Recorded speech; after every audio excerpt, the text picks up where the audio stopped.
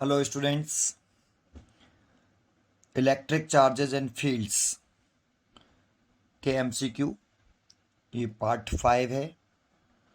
इससे पहले मैं पार्ट 4 तक क्वेश्चन नंबर 63 तक आपको सॉल्व करा चुका हूँ। उससे आगे कंटिन्यू करते हैं। क्वेश्चन नंबर 64 रीड करिए। बहुत ही अच्छा क्वेश्चन है ये। 6 चार्जेज 3 पॉजिटिव हैं और 3 नेगेटिव हैं are placed at the vertices of regular hexagon such that electric field at O, यही लाइन सबसे इंपॉर्टेंट है। सच दैट मतलब at O is double the electric field when only one positive charge of same magnitude is placed at R। तो सबसे important है यहाँ पे इस लाइन को पढ़िए सबसे पहले। One one only one positive charge, important है, पॉजिटिव पे भी ध्यान दो, और one of same magnitude is placed at R. तो एक आर पर एक पॉजिटिव चार्ज प्लेस्ड है, जैसे ये मैंने प्लेस कर दिया। केवल अगर यही एक चार्ज प्लेस्ड है, ओनली वन, ये वाला, तो इस वाले चार्ज की वजह से सेंटर ओ पर कितना इलेक्ट्रिक फील्ड होगा। तो हम लिख लें ई आर, लिख लेते हैं इसको, और लिख लेते हैं के 1/4πε0 है ये के इज प्रोपोर्शनलिटी कांस्टेंट 1/4πε0, के लिख देता हूँ उसकी जगह पे। चार्ज है आपका क्यू, और इसके यहाँ से यहाँ तक की सेपरेशन में लेट कर लेता हूँ आर, स्मॉल आर, तो ओवर स्मॉल आर स्क्वायर, इतना इलेक्ट्रिक फील्ड होगा। और डायरेक्शन अगर एक पॉजिटिव चार्ज है तो इस पॉजिटिव चार्ज से अवे टूवर्ड्स, तो पॉजिटिव चार्ज से अवे होती है, तो इलेक्ट्रिक फील्ड की डायरेक्शन पॉजिटिव चार्ज से अवे, दैट मीन्स ऐसे, है ना। ये आपका आ गया ई आर। अब ये तो एक चार्ज की वजह से है इतना इलेक्ट्रिक फील्ड। इस डायग्राम को मैं दोबारा से रिपीट कर रहा हूँ समझाने के लिए आपको। इसी डायग्राम को रिपीट कर लेता हूँ ऐसे, थोड़ा सा माफ करना टेढ़ा मेढ़ा बन जाए तो ऐसे। ये रेगुलर हेक्सागोन ही है, सभी साइड बराबर हैं इसकी, है ना। तो ये आपका मैंने फिर मिला लिया ऐसे,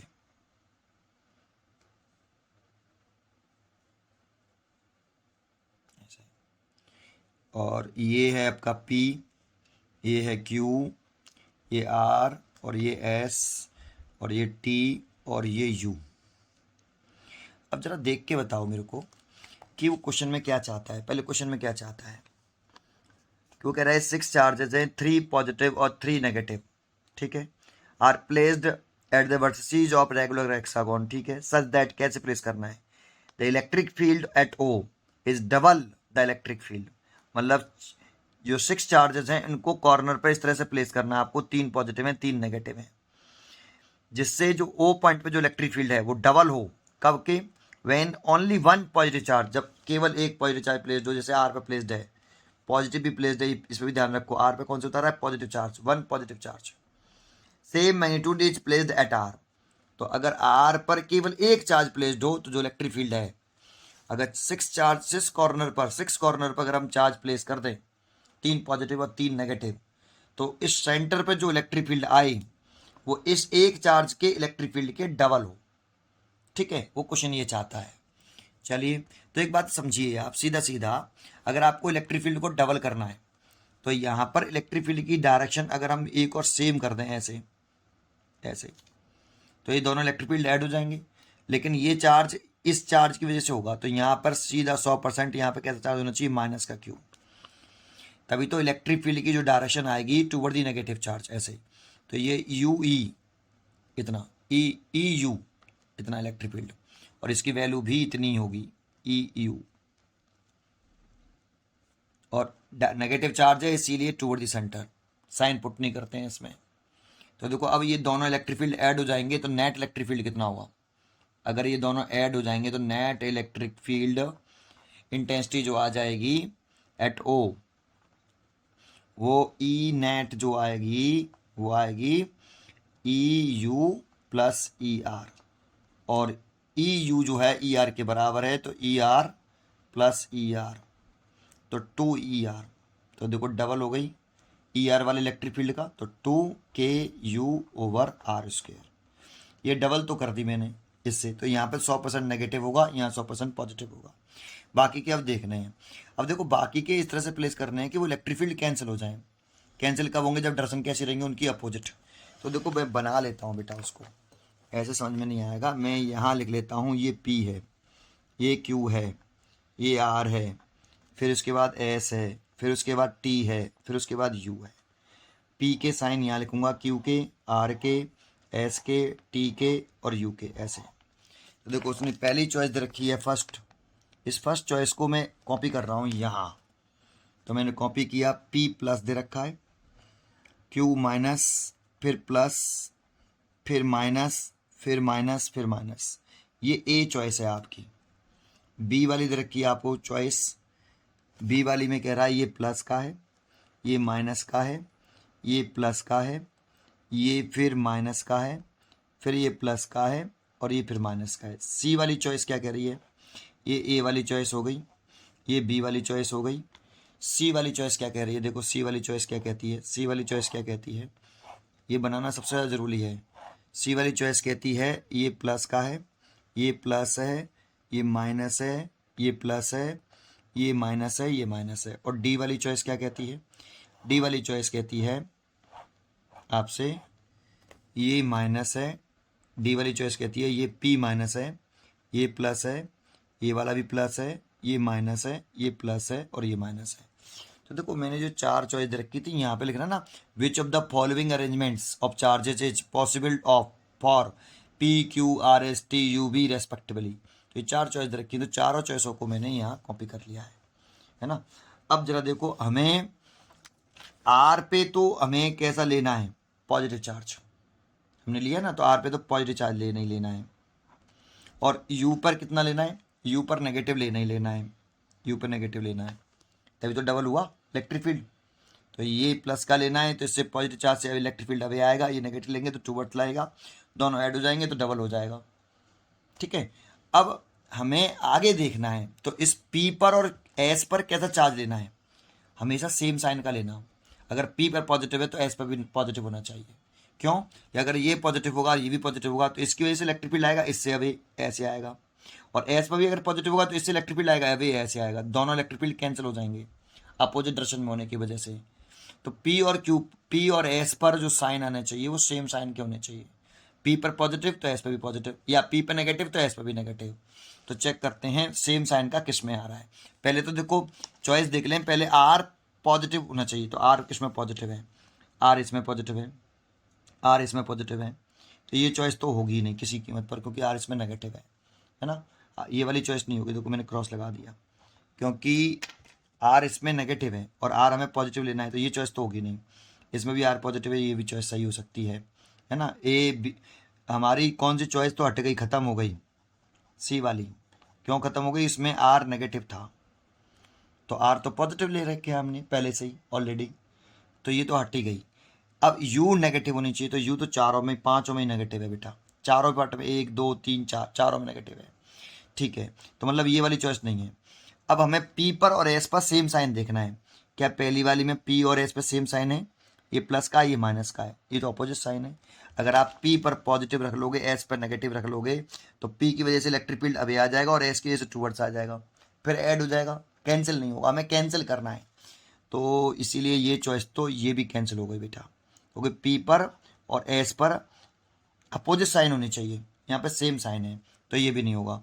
जबकि B में जाएं तो P पर पॉजिटिव और आपका S पर इसमें भी नेगेटिव है, देखो P पर पॉजिटिव है और S पर नेगेटिव है, तो P पर अगर पॉजिटिव रखेंगे S पर नेगेटिव रखेंगे, तो P पर पॉजिटिव रख लिया, अगर ये पॉजिटिव रख लिया तो इसकी डायरेक्शन जो आएगी पॉजिटिव चार्ज से अभी आएगी, और इस पर नेगेटिव रख लिया तो फिर टूवर्ड्स आएगी, ऐड हो जाएंगे, कैंसिल करना है हमें।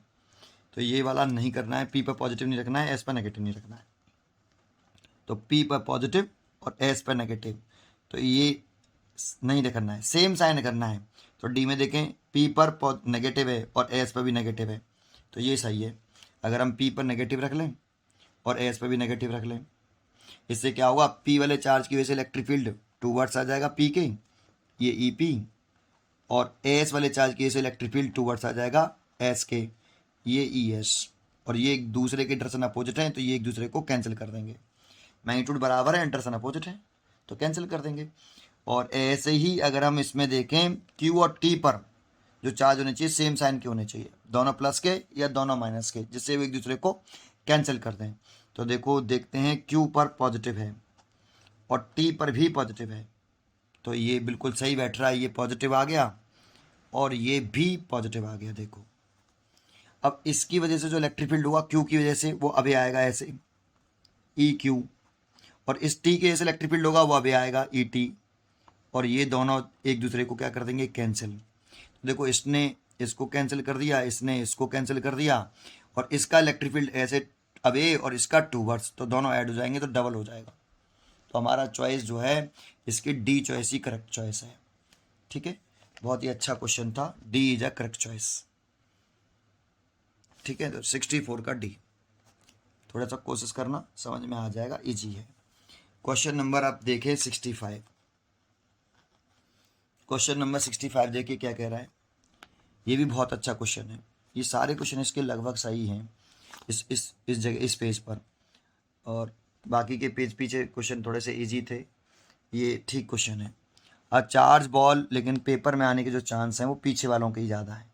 इस तरह के टफ क्वेश्चन शायद ही आए बोर्ड एग्जामिनेशन में, लेकिन आ भी सकते हैं जब इसमें दे रखे हैं। तो ये 12th की MCQ की बुक है बेटा। A charge ball B hang from silk thread S which makes an angle theta with a large conducting sheet. तो एक चार्ज बॉल है hang from silk thread S, ठीक है, which makes an angle theta with large conducting sheet है।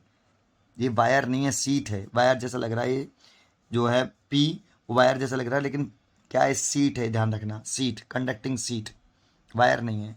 The surface charge density sigma of the seat, तो surface charge density होती है wire पर, तो लीनियर चार्ज डेंसिटी होती है। Surface charge density sigma of sheet is proportional to, कौन सी चॉइस। तो देखो बड़ा इजी क्वेश्चन है ये भी। क्वेश्चन को डायग्राम बना लें। देखो एक तो ये सीट है बेटा, ये सीट है ऐसे, और इस पर पॉजिटिव चार्ज है, और इस पर पॉजिटिव चार्ज है, तो इस पर सरफेस चार्ज डेंसिटी सिग्मा होगी। ठीक है, अब यहाँ से एक सिल्क थ्रेड ली ऐसे, और थीटा एंगल बनाते हुए इसे टांग ली, और यहाँ पर एक चार्ज बॉल है, ये वाली B, B is a charge ball. A charge ball बोला है, देखो a charge ball B hang from silk thread S, ये सिल्क थ्रेड एस है उससे टंगी हुई है। ठीक है, देखो ये दिख गई होगी आपको, है ना। विच makes an angle theta with large conducting seat P, तो ये सीट पी है, इससे थीटा एंगल बना रही है ये। The surface charge density sigma, इस पर surface charge density of the sheet is proportional to, surface charge density sigma किसके प्रोपोर्शनल है ये पूछ रहा है। ठीक है, तो जरा समझते हैं। तो देखो इस ये चार्ज सीट, ये जो बॉल है वो भी तो चार्ज बॉल है। A charge ball B hang, तो ये बॉल चार्ज है, तो इस पर मान लो क्यू पॉजिटिव चार्ज है। तो अगर इसमें पॉजिटिव चार्ज होगा तो ये किसके इलेक्ट्रिक फील्ड में है, ये सीट के इलेक्ट्रिक फील्ड में। हम जानते हैं कि जो सीट अगर है, अगर ये सीट है, अगर ये सीट है, इस पर पॉजिटिव चार्ज है, तो सीट की वजह से जो इलेक्ट्रिक फील्ड होता है, ये हम पहले जानते हैं, इलेक्ट्रिक फील्ड जो होता है वो डिस्टेंस से तो इंडिपेंडेंट होता है। और पॉजिटिव चार्ज है तो सीट के सरफेस के, अगर सीट ऐसे है तो सरफेस के परपेंडिकुलर, सीट के प्लेन के परपेंडिकुलर कह सकते हो। पॉजिटिव चार्ज सीट के प्लेन के परपेंडिकुलर और अवे, अगर पॉजिटिव चार्ज है तो, अगर ये पॉजिटिव चार्ज है तो अवे, और अगर ये सीट पर नेगेटिव चार्ज होता है तो टूवर्ड्स हो जाता है। इतना इलेक्ट्रिक फील्ड, और इसकी वैल्यू होती है, इस पर सरफेस चार्ज डेंसिटी सिग्मा है, तो वैल्यू होती है सिग्मा बाई 2ε0। इतना इलेक्ट्रिक फील्ड प्रोड्यूस करेगा ये इस वाले पॉइंट पर, कौन, सीट। इस सीट की वजह से इलेक्ट्रिक फील्ड है, due to sheet, due to, आप लिख सकते हो यहाँ ड्यू टू सीट, इस सीट की वजह से इलेक्ट्रिक फील्ड है भाई। ठीक है, अगर ऐसा है तो फिर वापस इस जगह पर आए, तो इस सीट ने इस जगह पर एक इलेक्ट्रिक फील्ड क्रिएट किया है ऐसे ई, और उसकी वैल्यू है सिग्मा ओवर 2ε0। अब इलेक्ट्रिक फील्ड है, और इस इलेक्ट्रिक फील्ड में ये क्यों चार्ज प्लेस्ड है, और जब कोई चार्ज इलेक्ट्रिक फील्ड में प्लेस्ड होता है तो उसमें फोर्स लगता है इलेक्ट्रिक फील्ड की डायरेक्शन में। पॉजिटिव चार्ज है तो फोर्स इलेक्ट्रिक फील्ड की डायरेक्शन में, तो इस पर फोर्स लग गया ऐसे। तो आप फाइनली ये कह सकते हो कि भाई ये एक सीट और ये एक सीट ऐसे पॉजिटिवली चार्ज, इसको चलो यहाँ बना लेता हूँ, ये सीट पॉजिटिवली चार्ज, और यहाँ से एक ये बॉब लटका हुआ है, इस पर प्लस के क्यू चार्ज है, और ये इलेक्ट्रिक फील्ड में है, तो इस पर एक फोर्स लगेगा इधर की तरफ, कितना लगेगा, इलेक्ट्रोस्टैटिक फोर्स लगेगा क्यू ई ऐसे, है ना, क्योंकि ये इलेक्ट्रिक फील्ड में है बेटा। अगर कोई चार्ज इलेक्ट्रिक फील्ड में होता है, अगर पॉजिटिव चार्ज है तो वह फोर्स इलेक्ट्रिक फील्ड की डायरेक्शन में लगता है। तो इसमें फोर्स कितना लगेगा, ये फोर्स लगेगा क्यू ई, ऐसे।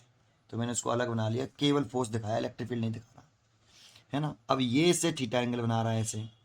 अब इस बॉल का वेट भी होगा नीचे की तरफ एम जी, ऐसे। और इसमें टेंशन द स्ट्रिंग भी होगी टी, सिल्क थ्रेड है ना ये, टेंशन टी। अब बताओ ये बॉल पर अगर फोर्स इधर लगेगा तो ये बॉल मूव करता रहेगा ना, जहाँ इस बॉल पर नेट फोर्स जीरो हो जाएगा वहीं स्टे हो जाएगा, रुक जाएगा। तो नेट फोर्स जीरो है, इस पर इक्विलिब्रियम में पहुंच जाएगा, वहीं रुक जाएगा।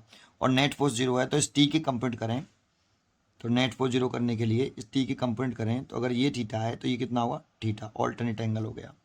तो टी की कंपोनेंट किया जाए टी कॉस थीटा हो गया, और ये वाला कंपोनेंट जो आएगा वो टी साइन थीटा आएगा, ऐसे। तो टी के तो कंपोनेंट कर लिए, टी कॉस थीटा और टी साइन थीटा। अब इस बॉल पर अगर नेट फोर्स जीरो करना है, क्योंकि बॉल इक्विलिब्रियम में आ जाएगी, और जैसे ही बॉल इक्विलिब्रियम में आएगी तो नेट फोर्स जीरो हो जाएगा, तभी वो स्टेशनरी होगी, वहीं रुक जाएगी ये बॉल, और ऊपर नहीं जाएगी, तभी तो थीटा एंगल बना रहा है वो, ठीक है। तो T cos theta net force zero करने के लिए टी कॉस थीटा किसको बैलेंस करेगा, इन इक्विलिब्रियम के लिए, in equilibrium, in equilibrium T cos theta balance करेगा एम जी को। तो टी कॉस थीटा बैलेंस कर लेगा एम जी को। अब देखो बैलेंस करने का मतलब है टी कॉस थीटा और एम जी अगर इक्वल होंगे और डायरेक्शन अपोजिट है तो नेट फोर्स कितना है, तो एक दूसरे को कैंसिल कर देंगे, फोर्स कितना जीरो, इन दोनों का नेट निकालें तो जीरो। ऐसे ही टी साइन थीटा अगर इस एफ ई के बराबर, मतलब क्यू ई के बराबर, ऐसे इसके बराबर, तो ये दोनों फोर्स अगर इक्वल होंगे और डायरेक्शन अपोजिट हैं तो ये एक दूसरे को कैंसिल कर देंगे, नेट जीरो। तो इसका टोटल जीरो होगा, नेट फोर्स जीरो। तो यही हम चाहते थे, इक्विलिब्रियम में नेट फोर्स जीरो होता है बॉल पर। तो इक्वेशन नंबर 2। अब हमें टी तो नहीं चाहिए, तो टी का तो क्या कर दें, सेकंड डिवाइडेड बाई फर्स्ट कर लें। तो हम करते हैं, तो T sine theta divided by T cos theta is equal to Q E over M G. तो यहाँ से टी तो टी कट गया, तो टेन थीटा आया, tan theta is equal to Q over M ji.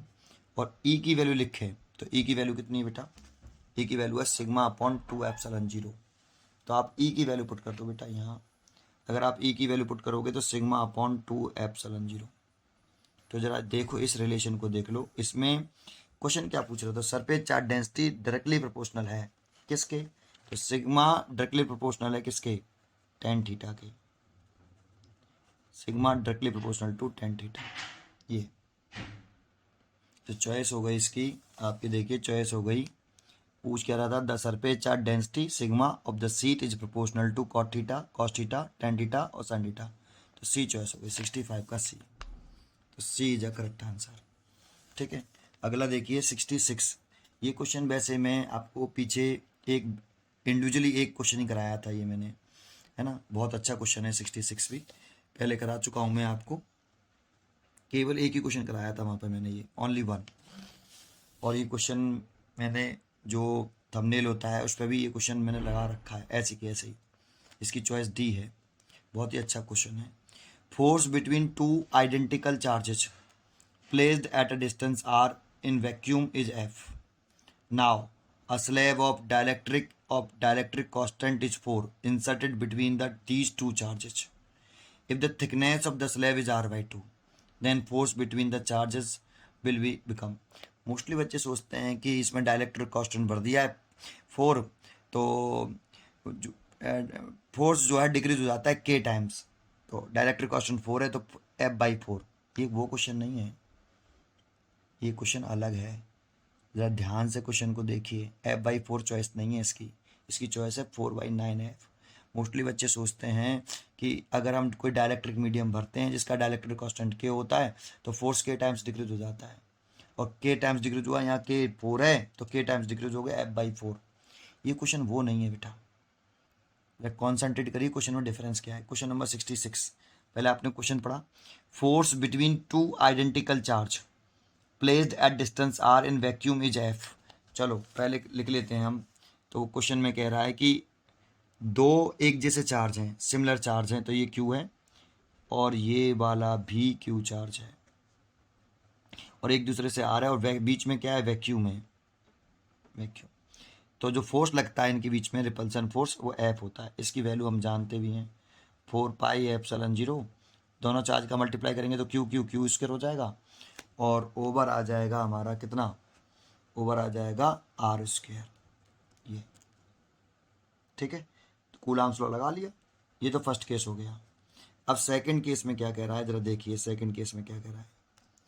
Second question में कह रहा है कि now a slab of dielectric constant 4 inserted between these two charges, ठीक है, if the thickness of the dielectric slab is r/2, thickness r/2 है dielectric slab की और डाइलेक्ट्रिक कांस्टेंट 4 है, जबकि यहाँ इन दोनों चार्ज की जो बीच की सेपरेशन दे रखी है वो दे रखी है आपको r, ये सेपरेशन तो r दे रखी है और इसमें जो स्लैब रख रहा है वो, जैसे ये स्लैब रख दी ऐसे, इस स्लैब की जो थिकनेस है, ये डाइलेक्ट्रिक स्लैब रख दी और इसकी जो थिकनेस है, मतलब जो सेपरेशन है यहाँ से यहाँ तक की जो डिस्टेंस है ये r/2 है ये, और इसका डाइलेक्ट्रिक कांस्टेंट है वो k = 4 है। तो देखो इसमें तो ये डाइलेक्ट्रिक मटेरियल है, यहाँ क्या है फिर वही एयर वैक्यूम ही रहेगा और यहाँ पे भी क्या है एयर या वैक्यूम रहेगी, एयर या वैक्यूम कुछ भी कह दो, एयर या वैक्यूम। तो r/2 डिस्टेंस में से r/2 डिस्टेंस में हमने एक क्या भरा है डाइलेक्ट्रिक मटेरियल, है ना। r/2 डिस्टेंस में से r/2 डिस्टेंस में हमने एक डाइलेक्ट्रिक मटेरियल भरा है और बाकी का r/2 डिस्टेंस में क्या होगा, या तो वैक्यूम होगा या एयर होगा। तो फोर्स पूछ रहा है कितना हो जाएगा, ये फोर्स F' ये पूछ रहा है। तो पहले कंसेप्ट सुन लीजिए, इसको करने से पहले अगले पेज पे बताता हूँ, पहले कॉन्सेंट्रेट करें। 3 पॉइंट होते हैं, 3 केस बताता हूँ, सुनना।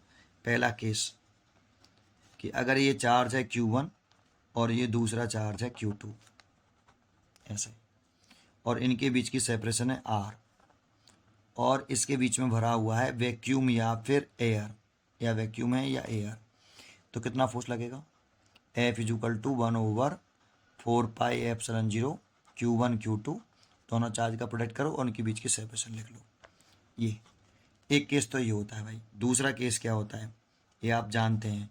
दूसरा केस ये होता है कि अगर ये Q1 चार्ज है, ये Q2 चार्ज है और इस पूरे में r डिस्टेंस की थिकनेस में इन दोनों चार्ज के बीच की सेपरेशन कितनी थी r, इस पूरे में एक डाइलेक्ट्रिक मटेरियल भर दें, पूरे में भरें, बिल्कुल भी छोड़े नहीं, ऐसे एक डाइलेक्ट्रिक मटेरियल भर दें जिसका डाइलेक्ट्रिक कांस्टेंट k है। अब इस डाइलेक्ट्रिक स्लैब की थिकनेस कितनी है, थिकनेस कितनी है, इसी के r के बराबर ही है, जो पहले सेपरेशन थी उसकी इक्वल ही है। तब फॉर्मूला होता है F' = 1/4ε0 k आ जाता है k, और Q1 Q2 ओवर r²। ये दूसरा केस है। तीसरा केस क्या है बेटा, तीसरा केस ये है, तीसरा केस सुने। तीसरा ये केस है कि ये Q1 चार्ज है और ये Q2 चार्ज है और इनके जो बीच की सेपरेशन है वो r ही है, लेकिन इसमें इतने वाले पोर्शन में मान लो एक डाइलेक्ट्रिक मटेरियल भर रहे हैं ये वाला, जिसकी ये सेपरेशन मान लेते हैं R1 है ये, और इसका डाइलेक्ट्रिक कांस्टेंट है K1 ऐसे, ठीक है। अब इसके अगले वाले पोर्शन में, इससे अगले वाले पोर्शन में कोई दूसरा डाइलेक्ट्रिक मटेरियल भरा है, ये वाला, ये सेकंड डाइलेक्ट्रिक मटेरियल है, कोई दूसरा है, इसलिए मैंने ब्लू पेन से बनाया। ये इसका डाइलेक्ट्रिक कांस्टेंट K2 है और ये इसकी डिस्टेंस R2 है ऐसे। फिर तीसरे वाले केस में इस जगह पर कोई अंदर डाइलेक्ट्रिक मटेरियल भर दिया है ऐसे, इसकी थिकनेस जो है R3 है और इसका डाइलेक्ट्रिक कांस्टेंट जो है, इसका जो डाइलेक्ट्रिक कांस्टेंट है, इसका जो डाइलेक्ट्रिक कांस्टेंट है वो K3 है ऐसे। अब फोर्स बताओ कितना लगेगा। तो फोर्स की जो वैल्यू लिखते हैं इस सिचुएशन में, तो फोर्स की वैल्यू लिखते हैं F = 1/4πε0। दोनों चार्ज का प्रोडक्ट तो कर ही लीजिए आप, Q1 Q2 ओवर जो फर्स्ट डाइलेक्ट्रिक मीडियम है उसका डाइलेक्ट्रिक कांस्टेंट कितना है K1, K1 is dielectric constant, root के अंदर लिखिए, और मल्टीप्लाइड बाई K1 की थिकनेस कितनी है R1, R1 डिस्टेंस लिख लीजिए, ब्रैकेट लगा लीजिए, इस बड़ा प्लस लगा लीजिए। ये दूसरा जो डाइलेक्ट्रिक मीडियम है उसका डाइलेक्ट्रिक कांस्टेंट कितना है K2, तो उसे भी रूट में लिख लीजिए K2, मल्टीप्लाई लगाइए और इस K2 डाइलेक्ट्रिक मीडियम की थिकनेस कितनी है, R2, तो R2 लिखिए। फिर आगे चलिए, ऐसे लिखते जाइए, प्लस इसकी K3 रूट में लिख लीजिए, और इसकी थिकनेस कितनी है, R3। अगर और भी मीडियम भरे होते इसके बीच में तो लिखते चले जाते ऐसे ही, plus dot dot dot dash. अगर हैं, अगर ये 3 ही है तो यहीं रुक जाइए, और भी हैं तो भरते जाइए और होल स्क्वायर कर दीजिए पूरे का। ये फॉर्मूला होता है बेटा, ये वाला फॉर्मूला होता है। इसमें भी ये फॉर्मूला लगा सकते हो, ये वाला इसमें लगाना, एफ डैश इसमें लगाना, F dash is equal to 1/4πε0 Q1 Q2 लिखिए, और रूट के अंदर डाइलेक्ट्रिक मीडियम लिखिए K, और इसकी थिकनेस लिखिए कितनी है, R, और उसका क्या कर दीजिए, एक ही है ना, पूरे में स्क्वायर। सॉल्व करिए, देखो ऊपर वाला ही आएगा, ये वाला। ठीक है, तो अब जरा समझिए इस वाले केस में क्या हो रहा है, इस वाले केस में क्या हो रहा है उसको समझिए, है ना। इस वाले केस में क्या हो रहा है, इसमें जो आपका डाइलेक्ट्रिक स्लैब पुट किया है वो R/2 डिस्टेंस में किया है। टोटल डिस्टेंस कितनी थी, R, तो कितने डिस्टेंस में एयर होगा, एयर है वैक्यूम होगा, R/2 डिस्टेंस में एयर और वैक्यूम होगा। तो इसमें लिखेंगे 2 मीडियम है इसके बिटवीन, Q1 Q2 के बीच में 2 मीडियम है, एफ डैश 1/4πε0 लिखेंगे, दोनों चार्ज का मल्टीप्लाई कर लेंगे Q² ओवर, पहले तो इस डाइलेक्ट्रिक स्लैब को लिख रहा हूँ K, जिसका कितना डाइलेक्ट्रिक कांस्टेंट है 4, और इसकी कितनी सेपरेशन है, R/2, प्लस दूसरा लिख रहा हूँ डाइलेक्ट्रिक कांस्टेंट एयर का, क्योंकि बाकी के में एयर है तो एयर लिख लेते हैं 1, ये डाइलेक्ट्रिक कांस्टेंट, और कितनी डिस्टेंस में ये भी R/2 डिस्टेंस में है, उसका क्या स्क्वायर। इसे आप सॉल्व कर लीजिए, तो 1/4πε0, ये तो Q² है, ये देखो ये 4 का 2 हो जाएगा, 2 से 2 कट जाएगा, तो ये R बचा है यहाँ पे, और ये तो 1 ही है तो R/2 ही रहेगा, तो ये R/2 और इसका होल स्क्वायर है ऐसे। इसको आगे सॉल्व करें तो 1/4πε0 Q², ये 3R/2 हो जाएगा, 3R/2 का स्क्वायर करेंगे तो ये 9/4 R² हो जाएगा, और आप इसे लिख पाओगे 4/9, 4 इस 4 को ऊपर पहुंच गए तो 4/9 हो जाएगा, और इसकी जगह पर क्या लिख सकते हो, इसकी जगह पर आप देखो F लिख सकते हो, है ना। इसकी जगह पे आप क्या लिख सकते हो, F 1/4πε0 Q²/R², F लिख सकते हो, तो 4/9F ये, तो इसकी जो चॉइस होगी वो 4/9F होगी, 4/9F डी चॉइस होगी, ये 66 का डी। ये तीनों ही क्वेश्चन बहुत अच्छे थे, तीनों ही क्वेश्चन अच्छे हैं। ठीक है, आगे देखते हैं, अगला क्वेश्चन देखते हैं, इसमें आपका 67,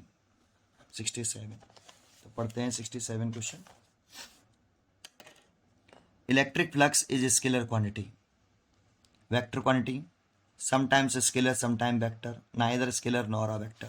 आपने पढ़ा होगा कि इलेक्ट्रिक फ्लक्स का जो फॉर्मूला होता है फाई, वो होता है EA cos थीटा ऐसे, और इसे हम लिख सकते हैं फाई को E vector dot area vector, और दो वेक्टरों का जो डॉट प्रोडक्ट होता है ना, अगर दो वेक्टरों का डॉट प्रोडक्ट हो, क्योंकि डॉट लग रहा है, क्योंकि A vector dot B vector क्या होता है, आपने पढ़ा हो, A vector dot B vector is equal to AB cos theta, ये तो cos थीटा आता है, और क्रॉस प्रोडक्ट में साइन थीटा आता है, A क्रॉस B, उसमें आता है AB साइन थीटा n भी आता है ऐसे। तो देखो यहाँ पे तो इलेक्ट्रिक फ्लक्स का फॉर्मूला ये होता है फाई बराबर EA cos थीटा, तो इसको डॉट प्रोडक्ट ही आएगा इतना, और जब दो वेक्टरों का डॉट मल्टीप्लाई करें और बीच में डॉट आए तो ऑब्टेन होने वाली क्वांटिटी स्केलर होती है। लेकिन अगर एक वेक्टर का मल्टीप्लाई एक वेक्टर से करें और ऑब्टेन होने वाली क्वांटिटी वेक्टर हो तो बीच में क्रॉस लगाते हैं, तो क्रॉस तब आता है जब वेक्टर आए, डॉट तब आता है जब स्केलर आए। डॉट प्रोडक्ट का फॉर्मूला ये होता है, क्रॉस प्रोडक्ट का ये, तभी तो यहाँ पे देखो ये वेक्टर आ गया, ये रहा, तो ये वाली साइड वेक्टर हो गई, इसमें कोई वेक्टर नहीं है, सारा मैग्नीट्यूड लिखा हुआ है, तो ये स्केलर क्वांटिटी हो गई पूरी थीटा। ठीक है, तो देखो ये इलेक्ट्रिक फ्लक्स फायर ये cos थीटा होता है, इसको ऐसे लिख सकते हैं, ये एक वेक्टर है, ये भी एक वेक्टर है, बीच में डॉट प्रोडक्ट आ रहा है, तो ये ऑब्टेन होने वाली क्वांटिटी इससे ऑब्टेन हो रही है ये, तो ये क्वांटिटी स्केलर होनी चाहिए, तो 67 का स्केलर क्वांटिटी होगी A, 67 का A, तो 67 का A choice is correct answer. ठीक है, अच्छा 68 देखते हैं, 68 क्या है, क्वेश्चन नंबर 68 पढ़िए। 68 में कह रहा है the minimum value of charge on any charge body में be, the minimum value of charge on any charge body, minimum charge पूछ रहा है। तो किसी भी बॉडी पर जो सबसे लीस्ट चार्ज पॉसिबल है, वैसे किसी बॉडी पे चार्ज का फॉर्मूला क्या होता है, क्यू बराबर प्लस माइनस का एन ई।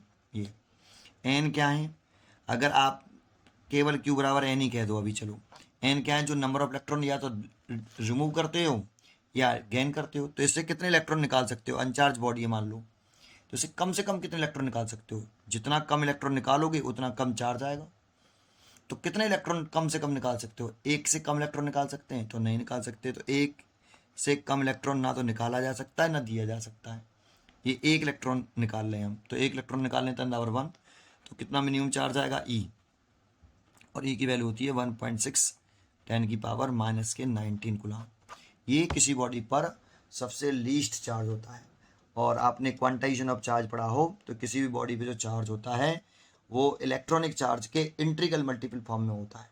तो कैसे फॉर्म में पॉसिबल होता है, इंट्रीगल मल्टीपल फॉर्म में, प्लस माइनस ई पॉसिबल है, प्लस माइनस के 2e पॉसिबल है, प्लस माइनस के 3e पॉसिबल है, and so on, plus minus का एन ई पॉसिबल है। तो सबसे लीस्ट चार्ज ई ही है, ठीक है। इसीलिए हम कह सकते हैं इसका सबसे लीस्ट चार्ज ए चॉइस हो गई, 68 का ए, ठीक है, 68 का ए, 68 का ए चार्ज हो गया। तो इसीलिए 68 का ए हो गया मिनिमम चार्ज 1.6 10⁻⁻19 कूलम। अगला देखें 69, the number of electron content in 1 coulomb of charge is equal to, number of electron content in 1 coulomb of charge is equal to, एक कूलम चार्ज पर कितने नंबर ऑफ इलेक्ट्रॉन्स होंगे। तो easy है, अभी मैं जो फॉर्मूला बता रहा था उससे कर लीजिए। 69 है ये, चार्ज कितना है, एक कूलम है, क्या पूछ रहा है, एन पूछ रहा है। तो Q इज इक्वल टू कितना होता है, एन ई, तो एन इज इक्वल टू कितना लिख सकते हैं, Q बाई ई। Q की वैल्यू 1 कूलम है और E की वैल्यू है 1.6 इंटू 10⁻⁻19। जब 1.6 का 1 में डिवाइड करते हैं तो 0.625 आता है, और ये जब ऊपर जाएगा तो 10⁻+19 हो जाएगा। तो आप इसे 6.25, इस पॉइंट को एक प्लेस लगा लो तो इसमें 10⁻18 हो जाएगी। इतने इलेक्ट्रॉन, इतने इलेक्ट्रॉन। जानते हो अगर किसी बॉडी से आप कितने इलेक्ट्रॉन रिमूव कर दोगे, 6.25 10⁻18 इलेक्ट्रॉन निकाल दोगे तो इस पर कितना चार्ज आ जाएगा, +1 कूलम चार्ज आ जाएगा, ठीक है। ये तो इसमें पूछ रहा था कि एक कूलम चार्ज इक्वल है किसके, 6.25 10⁻17 नहीं, 6.25 10⁻18, और ये 18 है लेकिन 0.625 लग रहा है, तो बी चॉइस हो गई, 69 का B, 69 B is correct answer, ठीक है। आज के लिए इस लेक्चर में इतना ही, नेक्स्ट क्वेश्चन अगले पार्ट में। थैंक यू, पढ़ते रहिए और खुश